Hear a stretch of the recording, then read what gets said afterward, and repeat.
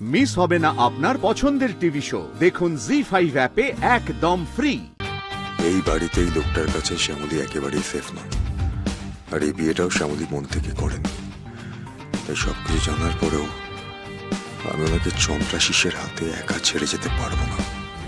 একটা না একটা উপায় আমাকে ভাবতে হবে। যতক্ষণ না ভাবতে পারছি, এভাবেই সারাক্ষণ ওই বাড়ির উপর আমাকে নজর রাখতে হবে। ঝালমুড়ি খাবেন? ঝালমুড়ি, ঝালমুড়ি খাবেন? ঝালমুড়ি।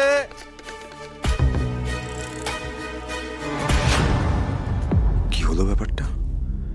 আমি যখন এসেছিলাম তখন তো কেউ ছিল না।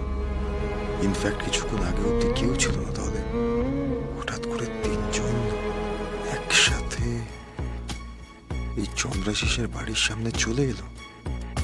ঝালমুড়ি খাবেন? ঝালমুড়ি।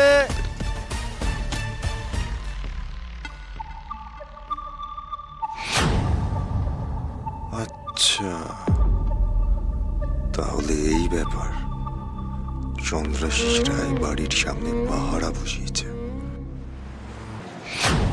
স্যার কি বলে গেলেন? লিস্ট পাঠিয়ে দিচ্ছি।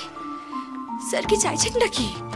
না না না, ওই লোকটার সামনে স্যারকে অ্যাসেট দেওয়া যাবে না, কিছুতেই না। দরকার পড়লে আমি স্যারকে বলবো, স্যার আপনি কলকাতার বাইরে চলে যান, গা ঢাকা দিয়ে থাকুন। তার জন্য তো আমাকে স্যারের সামনে যেতে হবে, সামনে গিয়ে কথাগুলো বলতে হবে। কি করে যাবো আমি এখন? যেভাবে হোক আমাকে বেরোতে হবে। এই ঘরের মধ্যে, এই বাড়ির মধ্যে বন্দী হয়ে থাকা চলবে না।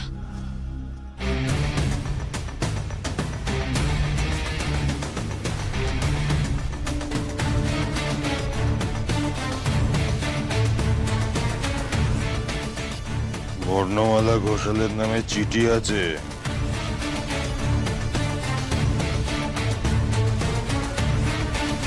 আমার নামে চিঠি এই ঠিকানায়? কে পাঠিয়েছে, কি পাঠিয়েছে, সব ডিটেল এখানে লেখা আছে। আপনি শুধু একটা সাইন করলেই হয়ে যাবে।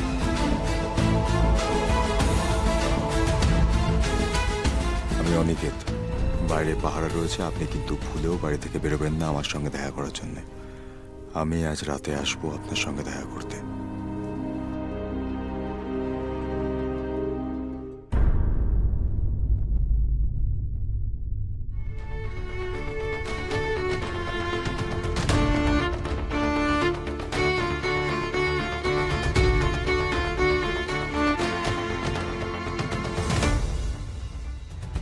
তার মানে স্যার আমার মনের কথা বুঝে আমাকে সাবধান করতে এসেছেন। স্যার বুঝতে পেরেছেন যে আমি স্যারের কাছে যাব। স্যারের সঙ্গে যে সত্যি আমার অনেক কথা আছে, কিন্তু সব জেনে শুনে আমি স্যারকে বিপদের মধ্যে ফেলি কি করে?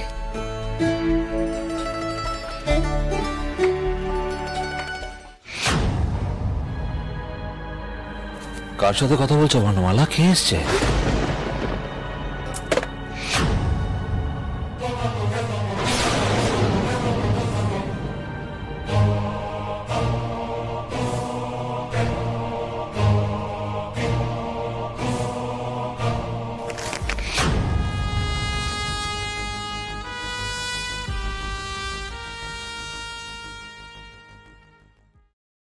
জি5 ডাউনলোড করুন আর সব এপিসোড দেখুন একদম ফ্রি।